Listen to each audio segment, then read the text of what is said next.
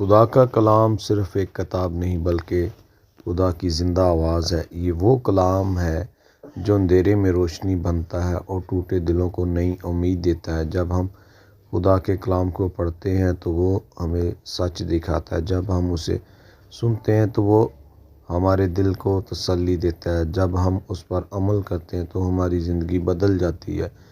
यीशु अल मसीह ने फरमाया, आसमान और ज़मीन टल जाएंगी लेकिन मेरे मुंह की बातें कभी ना टलेंगी। आज अगर तुम मुश्किल में हो तो खुदा का कलाम को थाम लो। अगर तुम बीमार हो तो उसी के कलाम से शिफा लो। अगर तुम मायूस हो तो उसी का कलाम नजात है। और हम अहद करें, हम खुदा उनके कलाम को सिर्फ सुनेंगे नहीं बल्कि इस पर चलेंगे, क्योंकि खुदा का कलाम ज़िंदगी और बरकत और हमेशा की उम्मीद है। God bless you.